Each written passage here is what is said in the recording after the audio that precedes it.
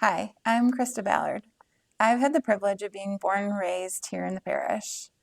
Although I always feel at home here in the church, I have to admit that I feel a little out of place today and have never considered myself a person worthy of sharing thoughts here. I mean, my sister is the amazing Jen Sagal. If you've been around at all for the past few years, you've had the privilege of hearing her speak or give reflections.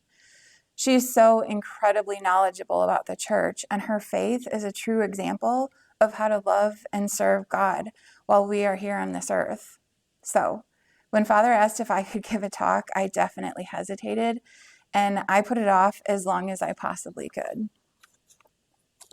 Being a mom and a high school teacher, I thought I knew a thing or two about sacrifice. However, a few weeks ago, I was witness to a true and completely selfless act of sacrifice. My grandma's health has slowly been declining for the past few years.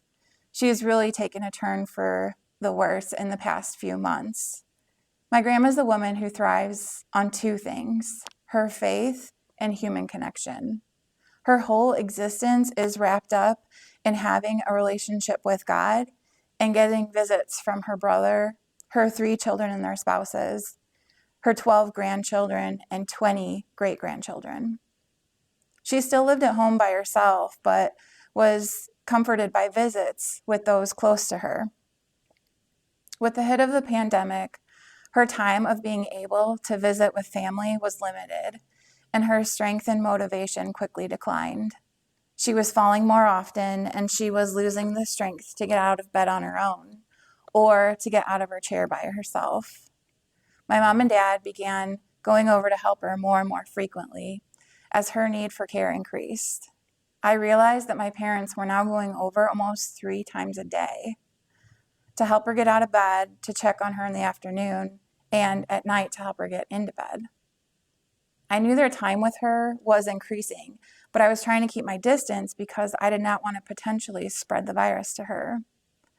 Then one weekend, my parents were going to visit my brother, and they needed someone to check on my grandma. Of course, I agreed to help in any way that I could.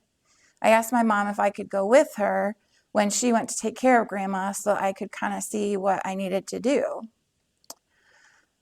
As I watched my mom lifting my grandma out of bed that morning, I was overcome with a realization of what true sacrifice looks like. Day after day, both my mom and dad sacrificed so much of themselves to care for her 3, sometimes 4 times a day. That weekend, I took care of my grandma, and I offered it all up to God.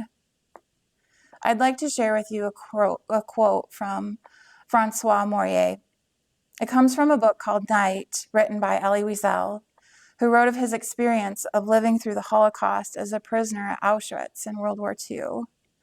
Maurier wrote the foreword to the novel. There he states, "It's not always the events we have been directly involved in that affect us the most.